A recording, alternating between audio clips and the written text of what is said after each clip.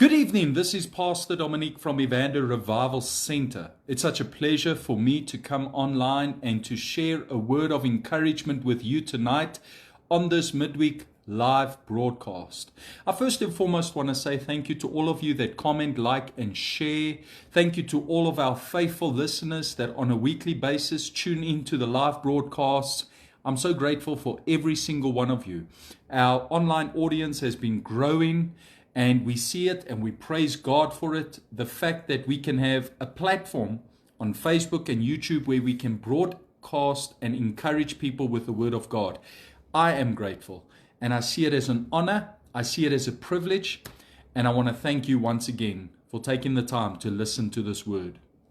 Today I want to share with you some encouragement from God's Word. Now, in 1 Samuel chapter 16, we read of how the nation of Israel was going through a leadership crisis.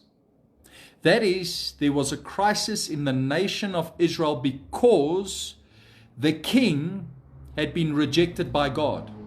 There was the need for a king, for a leader over God's people. And so God tasked the prophet of Israel, Samuel, to go find a new king. Now, in biblical times, you could not just stand up and say that you were king. You could not just proclaim that you were king. You had to be approved, anointed, ordained by the prophet over the nation. And this would happen through a ceremony where anointing oil would be poured over your head. And in this ceremony, there would be recognition and also the approval of people that you were indeed chosen to be king, because the prophet gave his approval and recognition to you. And the people always saw that that was the blessing of God upon an individual to be used by God to lead God's people. So Samuel's the prophet in 1 Samuel chapter 16, and now he has to find a new king because the previous king, Saul, has been a failure. He did not obey God's commands. He did not do what God says. He felt that he was above the word of God. And as a result, because he rejected God's word, God rejected him. So God speaks to the prophet Samuel and he says to him, I want you to go to Bethlehem. And I want you to go there and anoint the next king over the nation of Israel. Now, he was to go specifically to a man's house called Jesse. Jesse was a sheep farmer in Bethlehem. And God told Samuel that you are to go there and to find me a king amongst his sons. Now, God did not give the specifics. God did not give details. God just told him to go to Jesse's house and tell him that one of his sons is going to be the next king over the nation of Israel. And that's how God works. Oftentimes when God tells us to do something, he watches to see, are we going to obey even if we don't know the details? Are we going to do what God says even though we might not know everything? Are we going to obey even when it does not make sense? It's easy to obey when everything looks good. It's easy to obey when we know all the details. But oftentimes, true faith takes place when we don't know the details, we don't understand everything, but we still trust God enough to listen to God and do what he says. Samuel, in obedience to God, goes to Bethlehem, to Jesse's house, and he informs Jesse. He says, listen, one of your sons is going to be anointed king over the nation of Israel. In fact, I'll be returning tomorrow. We'll have an elaborate ceremony, a banquet, a celebration, a party, and we're going to ordain one of your sons to be the next king over the nation of Israel. The nation of Israel were in desperate need of a king. And one of Jesse's sons would be king.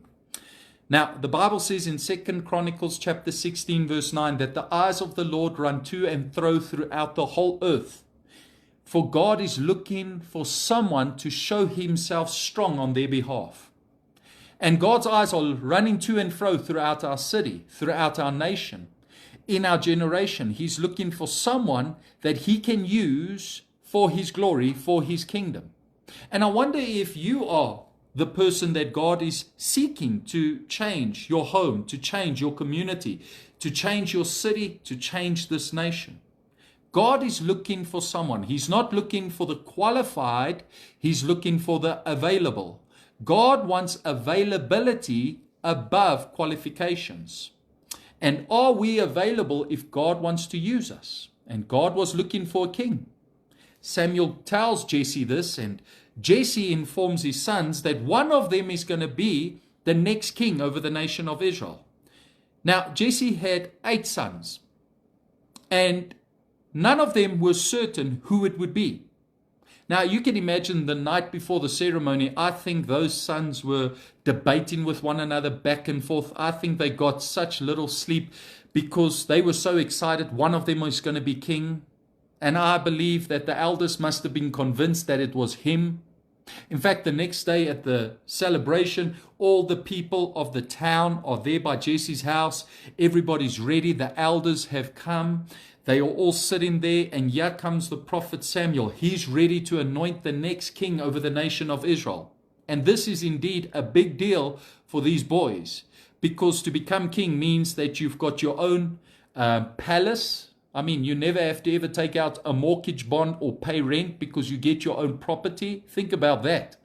Not only that, you don't have to pay tax. SARS is not going to send you a letter or deduct money from your bank account every year because you don't pay tax. You collect tax. Not only that, you have got all authority in the kingdom, and you've even got the military, the commanders and generals that are backing you up from the army. You are the most powerful, most influential person in the whole kingdom. So it was a big deal to be king.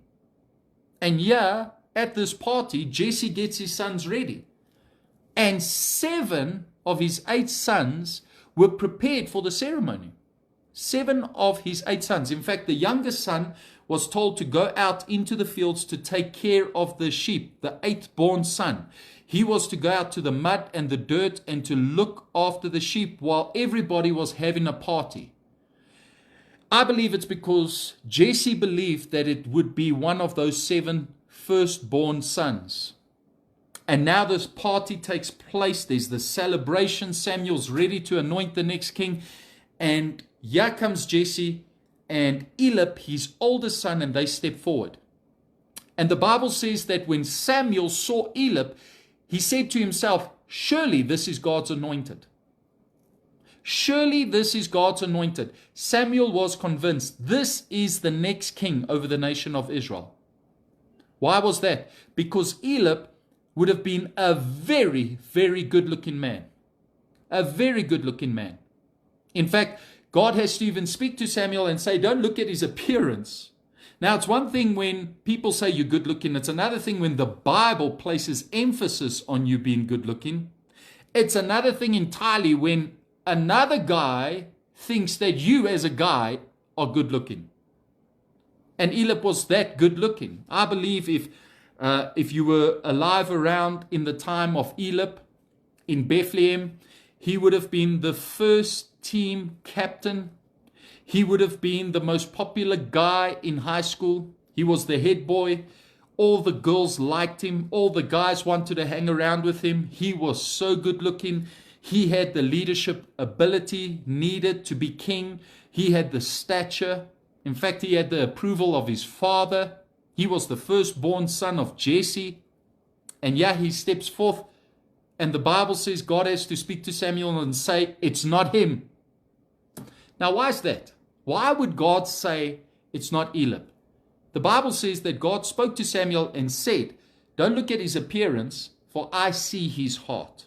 I don't see the way man sees. Now, I believe Eliab must have had pride, because that's the only reason, according to James chapter 4, verse 6, why God will reject somebody from being anointed or appointed, because the Bible says that God resists the proud. And I believe that maybe, just maybe, this is my opinion, Eliab had an ego problem because of his good looks, his popularity, and because he was his dad's favorite son. And God rejects him, because if God ever gave him the kingdom, he would use the kingdom, the throne, to promote his image, to promote who he was, instead of promoting God's people. And that's the problem when somebody's got pride and they get a leadership position. They use the leadership position for themselves. So God rejects Eliab. So Samuel obviously tells Jesse. Jesse's disappointed. Eliab is in a state of shock. He can't believe it. So the second-born son is brought before Samuel. God rejects him. The third-born son is brought before Samuel. God rejects him. Fourth-born, fifth-born, sixth-born, seventh-born, all 7 sons is rejected. God says it's not one of them. And Samuel, one by one, has to reject all the sons of Jesse at this party. And after he rejects the 7th son, he says to Jesse, don't you have any more sons? And Jesse says, yes, I've got the youngest. He's out in the field. He's looking after sheep. David, he's out there, the youngest. I mean, David was somewhat 12 to 13 years old at this point in the scripture. David was out in the field looking because Jesse, his father, never ever believed that he would be king. That's why Jesse sent him to look after the sheep. That's why he was to miss out on the party. And what am I saying to you? When we read about the life of David, we remember all the good things. We preach about the good things, but we forget so easily that he was rejected, forgotten, overlooked in his own home. David was not even accepted or approved by his father. And so many times in reading the life of David, reading through the story of David, we can so quickly forget that growing up, he was not good enough in his father's eyes. He was not good enough in his own home. And you know how many precious believers, children of God, don't feel good enough in their own home? Do you know how many precious children of God grow up with rejection, being overlooked, being forgotten, not accepted? I wonder if that's you. I wonder if you feel like that right now in your own home. You feel neglected. You feel rejected. You feel overlooked. You feel like you're invisible. Do you know how many people, precious children of God, are struggling with this battle on a daily basis? In their own homes, they don't feel accepted. But it reminds me of something that Jesus said. He said, a prophet is without honor in his own home. A prophet, the anointed, called and chosen of God, is without honor in his own home. And you are in good company if you feel like you're not honored, respected, or admired. I remember many years ago, I met a businessman who was very, very successful in business and in ministry and in church, had a great reputation, friends with so many pastors and ministers. And one day I was speaking to this businessman and he says, you know, when I go to church, I feel so much validation. I feel so much acceptance. He says, at home, I feel invisible. At home, I'm neglected. At home, I'm ignored. But when I go to church, people know me, people love me, and it brings a sense of satisfaction to me. And you know how many people feel like that? David was in that position. David was right there. I remember growing up in my family, I was somewhat like the ugly duckling. I mean, I grew up with a lot of insecurity. I did not feel good about myself. In fact, I remember growing up, children used to tease me in primary school for being ugly. They would say, you are ugly. Girls would reject me saying that I'm ugly. And as a result of going through a very traumatic and abusive childhood for the first 12 years of my life, being severely, brutally abused, so much so that I was almost taken away by the welfare many times, I grew up very traumatized. And in grade 1 and grade 2, I had a speech impediment. So I struggled to speak. I could not communicate. And it's one thing when you look ugly, it's another thing when you also sound ugly. And that was my story. I grew up in a home where I did not always have the acceptance that I wanted, that I desired. I did not always get the respect that I needed as a child, or the love and validation that a child craves. But you know, God used the rejection of my childhood to propel me into my destiny.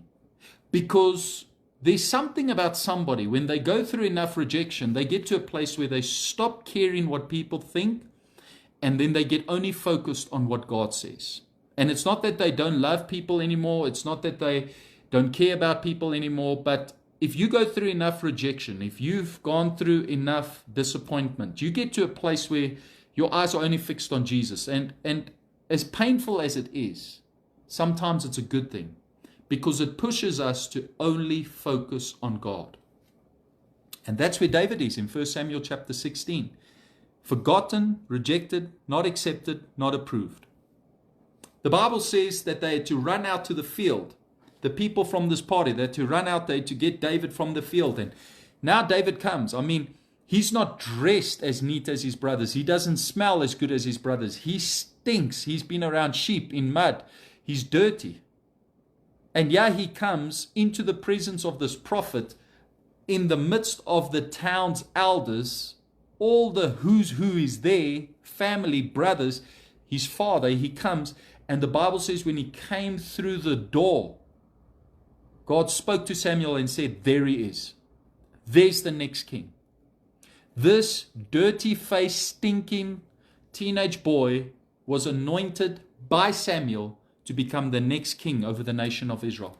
The Bible says something interesting in 1 Samuel chapter 16 verse 13, that David was filled with the Spirit of God.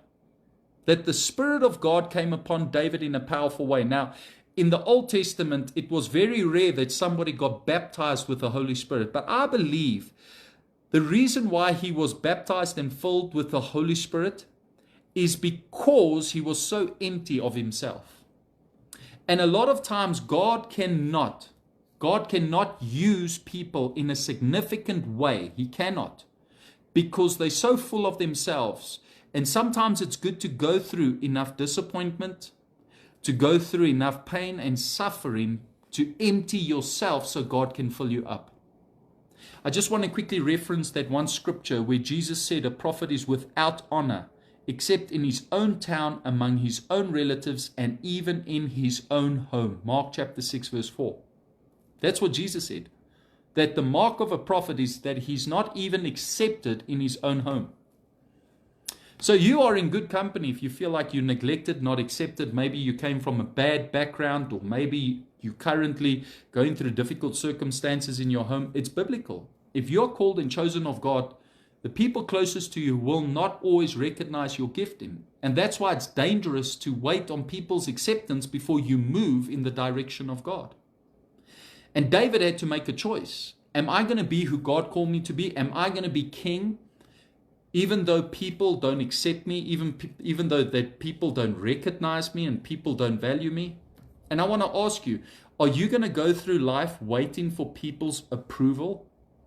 Are you going to go through life waiting for somebody just to nod their head in your direction and say, okay, I approve of you? Or are you going to get to a place where you say, regardless, I'm going to do what God has called me to do. I'm going to be who God has called me to be. David is anointed by the prophet Samuel. It was a powerful ceremony that took place. It would have been something that was awesome. And here was this young man who never ever, in the eyes of his family, was qualified enough to be king. Yet God anointed him to be king. And I want to come and tell you today, God can do the same for you. God can do the same for you, but you've got to make a decision that you're not going to allow what people say and what people do to hinder you from what God has placed upon your life. Now, there are three types of people in this world. And I want to share with you three types of people. And I was meditating on 1 Peter chapter 4 verse 12. The Bible says that we go through life and it's like fiery trials. Fiery trials. Now, who of you know that life is difficult? Who of you know that life is sometimes unfair? Who of you know that sometimes life can actually burn you? And that's what Peter does. He compares life to a fire. Fiery trials. Hot, uncomfortable, inconvenient. I wonder if you're going through a hot season, so to speak. I like to compare life to a different kind of heat, boiling water. If you've ever spilled boiling water upon your skin, you know it burns. It burns and it's very painful. And there are three kinds of people. When they go through the boiling water of life, they've got three different outcomes. And I wonder, which one are you? The first kind of person is like an egg. What happens to an egg when you put an egg in boiling water? It is changed by the circumstances, by the heat of the boiling water. And it becomes hard. Hard. Hard and rigid. And you know how many people are like eggs?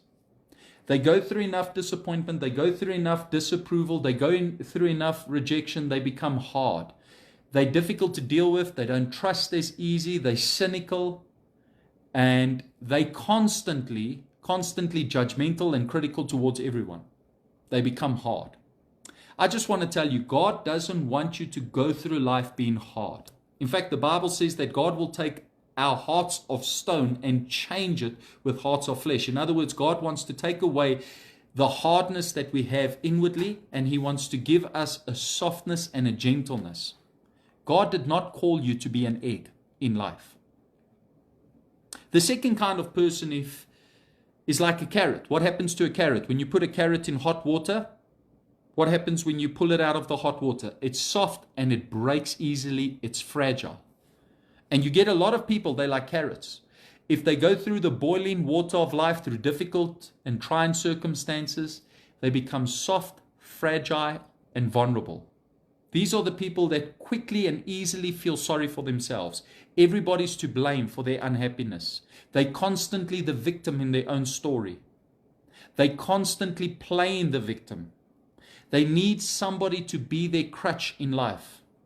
And when you don't come through for them, they break down and cry. These are the carrots of life.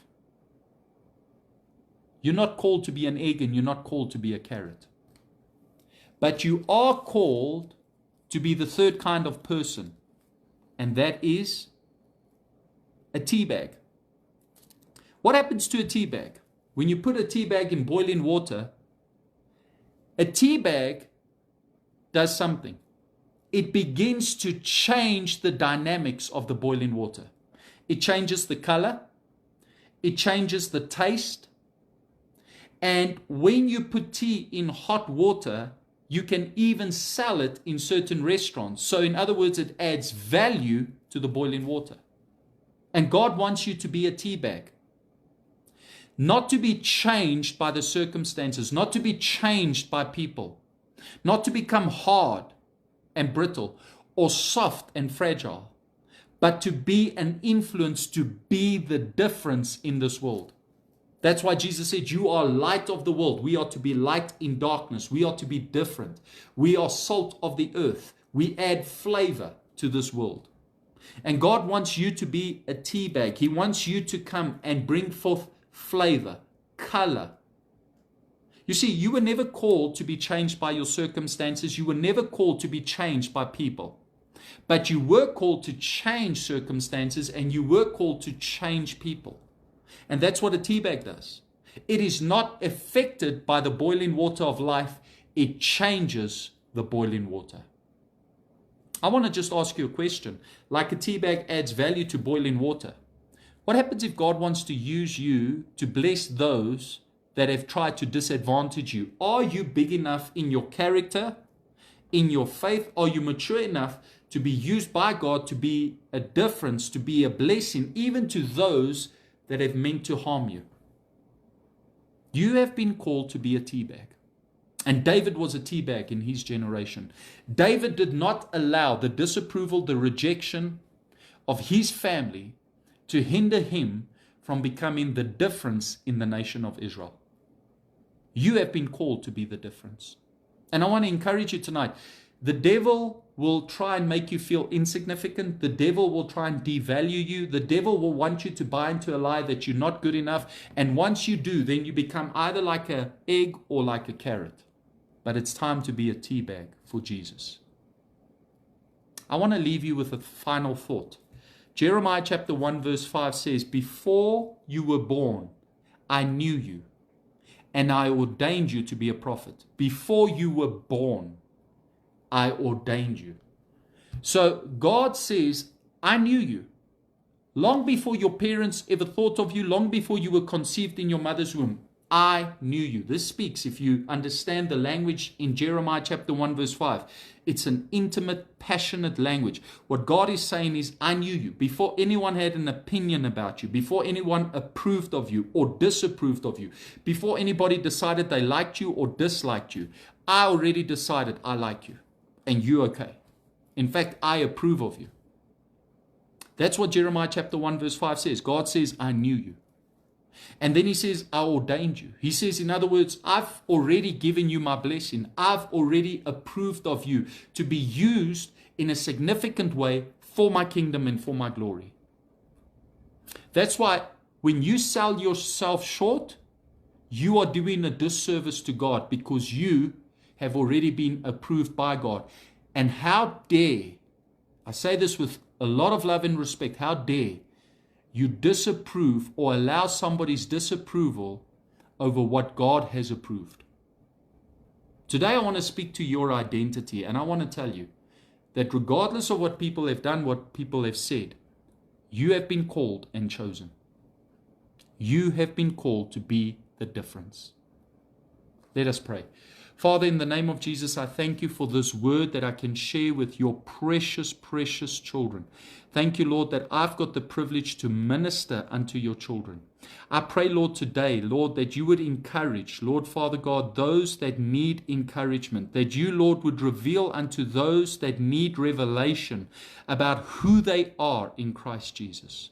I pray, Lord, please bless your children, prosper your children. Lord, I pray right now, Lord, for every David, Lord, that is listening to my voice. Lord, I pray for every Esther that is listening to my voice, Lord, that you will remind them that they have been called and chosen by you for a purpose in your kingdom for your glory. I pray this in Jesus' mighty name. Amen. Well, thank you to all of you that have taken the time to listen to this word. I greatly appreciate it. I'm so grateful to all of you. Thank you to all of you once again that comment, like, and share. I really, really do appreciate it. I want to quickly greet everybody that's online. I see we've got quite a few people online, and I quickly want to greet all of you that are online. First and foremost, welcome to Sarel Mouton. It's good to have you online. God bless you, sir. Welcome to Pastor Yolanda van Vieren. It's good to have you online. Thank you so much for taking the time to watch. Jan Low, it's good to have you online. Thank you, Jan Low, for taking the time to watch. I really do appreciate it. God bless you, Jan Low. Who else do we have? Idalet Maritz. Evangelist Idalet Maritz. Welcome. It's good to have you online. God bless you. I'm here on my Facebook, on my other phone. I'm just checking who's everybody online. Corinne Pinar, it's good to have you online. God bless you, Corinne Pinar. Thank you so much for taking the time to watch. Corrie van Tonner, it's good to have you online. God bless you, Corrie van Tonner. I trust that Chris is doing well, Corey. God bless you. Jan Low, thank you, God, for having a divine purpose for me, your child. Thank you, God, for filling us with your hope and equipping us to be a vessel you can use. Amen. Hallelujah. Well, that's all that I have for tonight. If I did not greet you, it's because I can't see you on this live broadcast, or I can't see that you're online. Nonetheless, God bless you. Thank you so much for listening. May you have a good night's rest. May you have a blessed week to come. May God's goodness surround you like a shield, and may God make his face shine down upon you in all that you do. This is Pastor Dominic. I'm signing out.